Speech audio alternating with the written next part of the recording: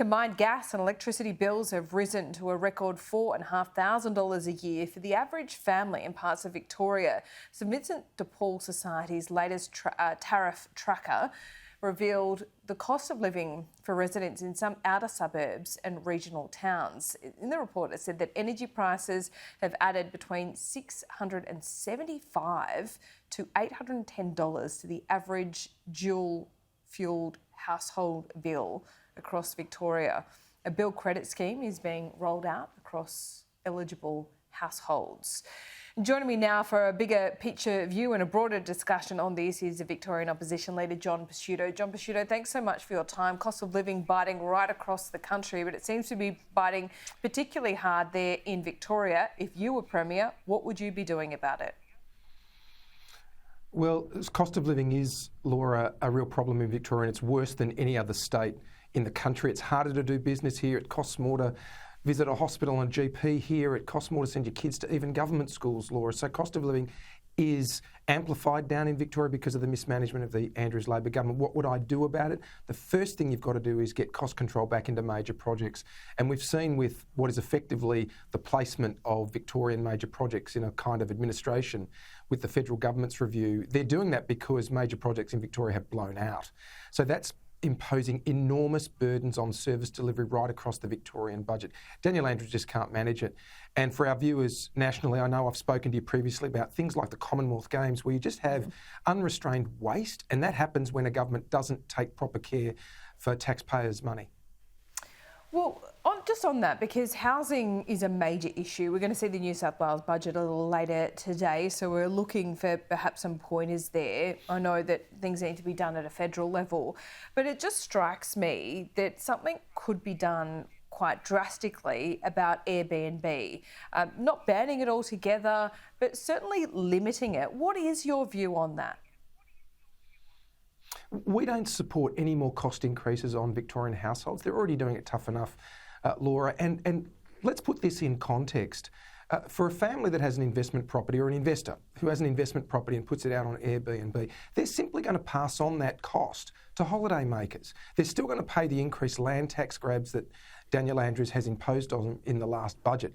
And the combined effect, Laura, of land tax increases under the last budget in May, as well as this holiday tax, is going to see many thousands of dollars simply passed on to renters and to holiday makers. And for us, Laura, the real key is you need a government that understands that the solution to growth and cost of living pressures is investment and jobs. And unfortunately, Daniel Andrews sees the world differently. He thinks that the way to do this is to tax our way to prosperity and financial security. That's never worked anywhere. We want to make Victoria a destination to invest, and we've got to fix the problems in Victoria's residential construction centre, because you're not going to get anywhere near the housing targets you need to meet growing demand without encouraging more investment in Victoria, and the government is doing everything it can to trash our reputation as a place to invest. Look, I get supply is the major issue here, but supply and fixing that supply, it takes time for any government, even if you were in power.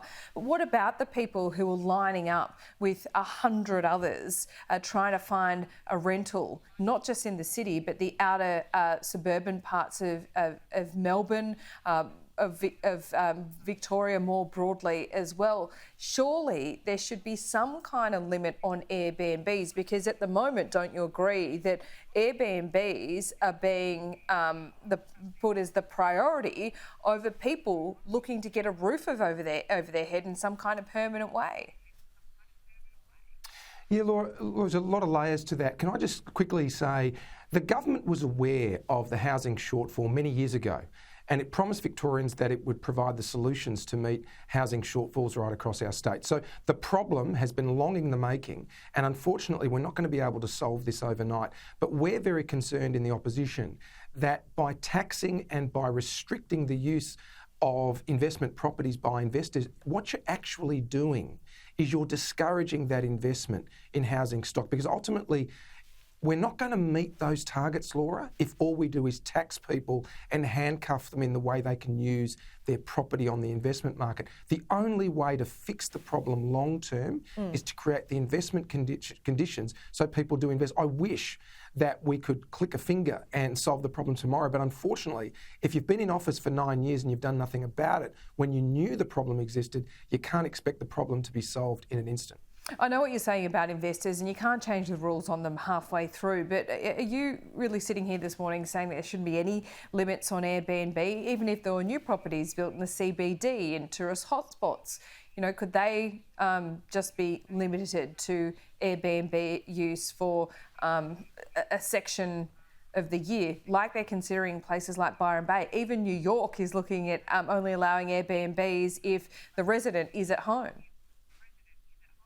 Well, we'll look, in terms of caps on the nights, we'll look at that. We're not generally in favour of restricting the use people can make of their investment properties, but we'll have a look at that. Our main concern, though, and we're very opposed, I have to say, Laura, to any suggestion that Victorian households and holiday makers should be paying more taxes, because the combination of taxes in the last budget plus those coming will just impose intolerable burdens when they can least afford it. I'm not talking about taxes, though. I'm just talking about some limits, or sensible, or could be seen as sensible limits to help out renters.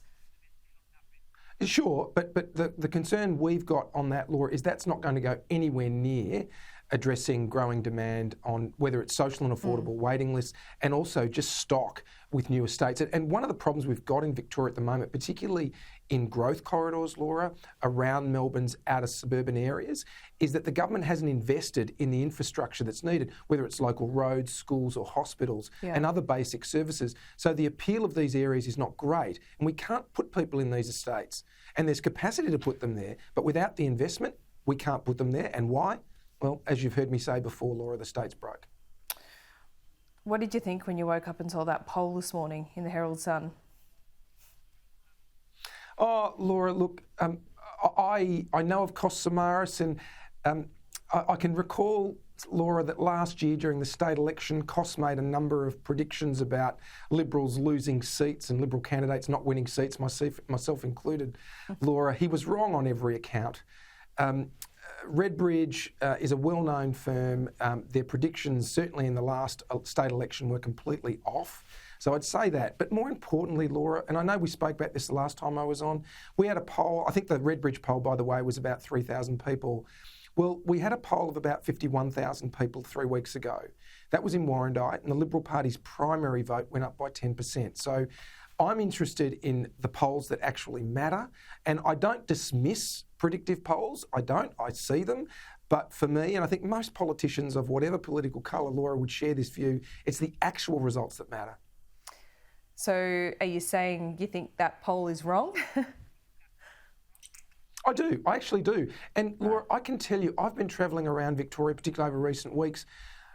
The reception I'm getting, not only towards me and my colleagues, but also the growing frustration with the Andrews government, just doesn't seem to be borne out in that poll. And for me, Warrandyte was a better reflection and an actual reflection of the way people are feeling. And if they didn't like the Liberal product, they wouldn't have flocked to it with a 10% increase on primary. I'm not talking. Hang on, but didn't Labor not run a candidate on primary? Yeah, because they were scared of running, and they knew the shellacking they were going to get. But Laura, this is why I'm not trying to focus on the 2PP result. What I'm saying is the primary vote for the Liberals went up by 10%. So people had a lot of options in that by-election, Laura, to vote for somebody else.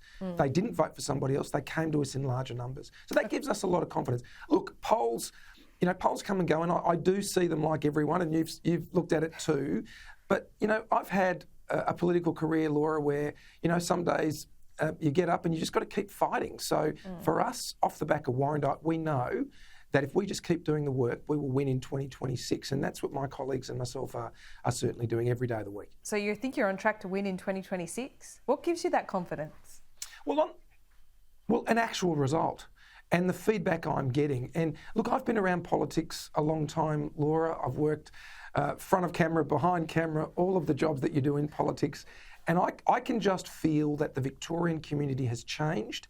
And I reckon, Laura, if I had to put my finger on it, was probably the Com Games. But things were changing with the budget, because the level of tax increases, whether it's jobs, rent, schools tax, work cover tax, now holiday tax, we've got a GP payroll tax that's going to, annihilate bulk billing according to the AMA in Victoria. All of these taxes started that move, but the tide really turned after the Com Games. And you make a valid point. The government didn't run in Warrandyte. But I think the counterpoint to that, Laura, is there's a reason they didn't run. And they knew what they would get if they did run.